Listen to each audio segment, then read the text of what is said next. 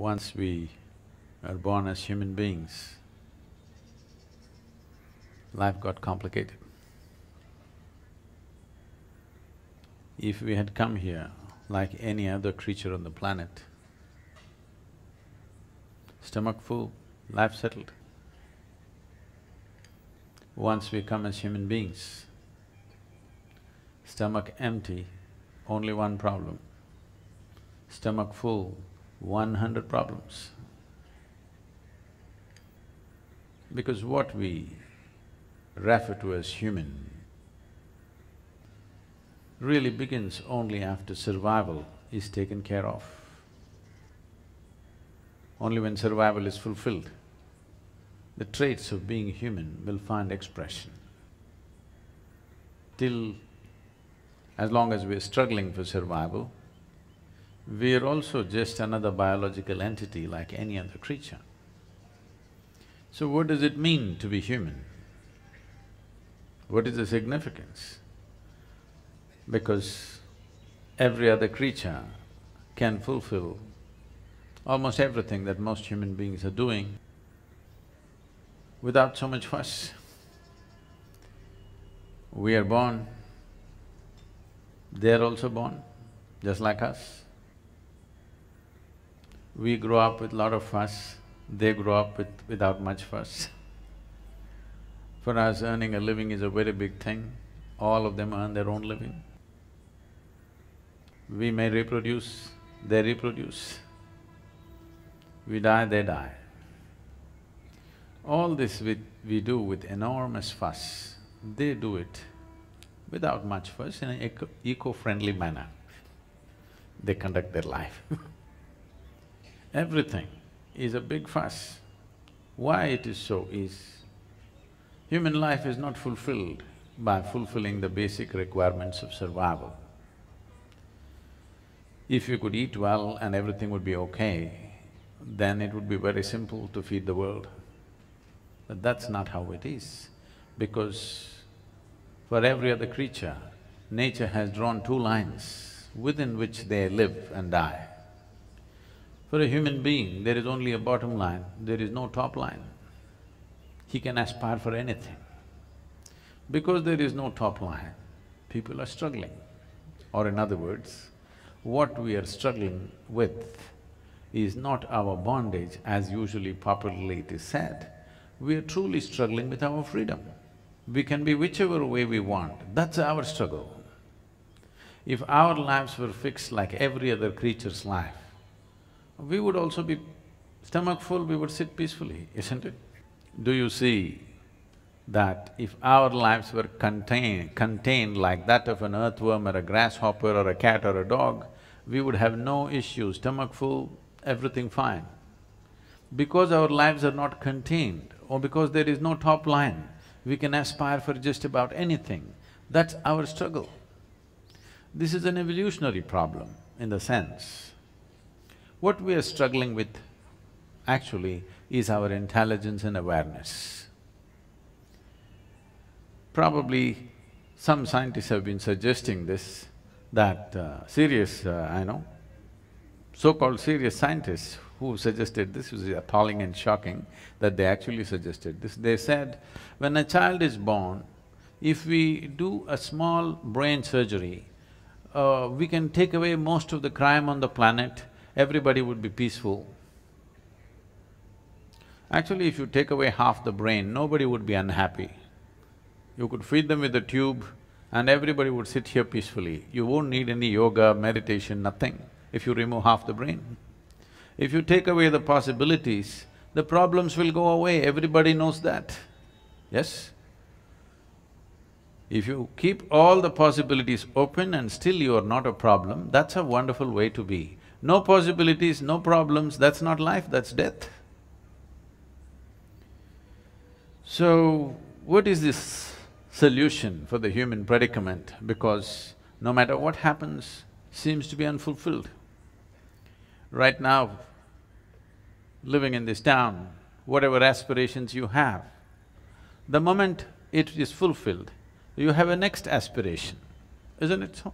No matter where you are in your life, whether you are the king of this town or you're down there, you want something to happen in your life. If that happens, you want the next thing to happen. If that happens, you want the next thing to happen. So why are you going in installments like this? Suppose I make you the king or queen of this planet. Don't look at me hopefully. Will I commit such a blunder? Suppose we make you the king or queen of this planet. Would you be fulfilled? I'm asking you. Would you be fulfilled? No, you would want the other planets and the stars and the galaxies.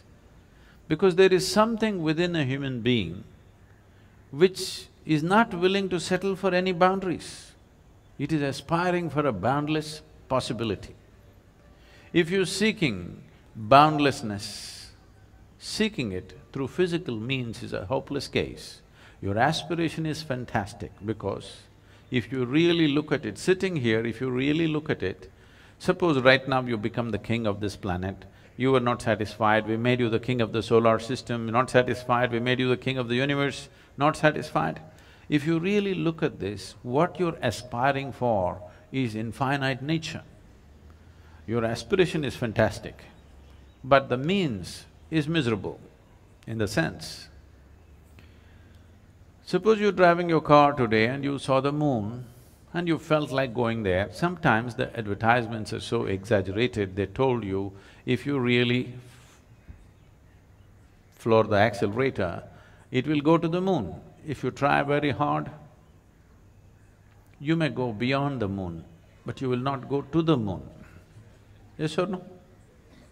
Because a car is not a suitable vehicle to go to the moon. You need another kind of vehicle to go to the moon. So similarly here, through physical means we are trying to become infinite. Its aspiration is wonderful, but the vehicle is miserable because the nature of physicality is like this. Physical means it comes with a defined boundary. Only because there is a defined boundary, we can call this a physical body. If I take away all boundaries of this, can you call this a physical body if it is everywhere? Physicality means, the fundamental nature of physicality is a defined boundary. Without a boundary, there is no physical nature. But right now, there is something within you which is constantly aspiring to break the boundaries. Just look at yourself and see. Suppose we imprison you in a 5x5 cubicle, you will be very miserable. Tomorrow we announce your liberation and release you into a 10x10 cubicle. It will be wonderful for a day, but again you'll feel miserable. Then day after tomorrow we'll release you into a 100x100 cubicle. You will feel great for 3 days. Again it's the same thing. What I'm asking you is, it doesn't matter how big the boundary is. The moment you realize there is a boundary, you want to break it. Yes or no? This is the nature of the human being. It doesn't matter, all kinds of pacifist philosophies have been taught, be content with what you have, don't aspire for more than what do not all kinds of things. It's not worked for a single human being. It only works when you're sick or when you're dying. You're sick and down today, if I tell you, you should not aspire for anything, be satisfied with what you have, you will say, yes, anything is okay, just get me well. Tomorrow, once again the energy is back, ready for something more, yes or no? Only when you're beaten and down, then these philosophies will work. For a healthy, living human being, these philosophies of be happy with what you have doesn't work. Now, does it mean to say a human being has to be eternally in turmoil, eternally in struggle? No. What we do in terms of our aspiration is just this.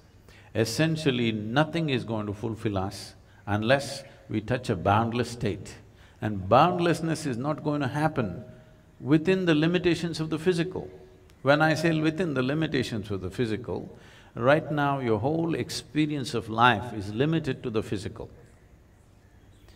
See, your experience of life right now is happening because you can see, you can hear, You can smell, you can taste and you can touch. This is the only way you know that you're here, isn't it? It is through five sense organs that you're experiencing everything. These five sense organs cannot perceive anything other than physical. You can only see the physical, you can only hear the physical, you can only smell, taste and touch the physical. That which is not physical is not within the ambit of these five sense organs. So if you do not transcend the five senses, there is no possibility of experiencing anything beyond physicality. If you do not experience anything beyond physicality, this longing of wanting to be something more endlessly going on, you are not looking for more, you are looking for all, and all is not possible through physical means.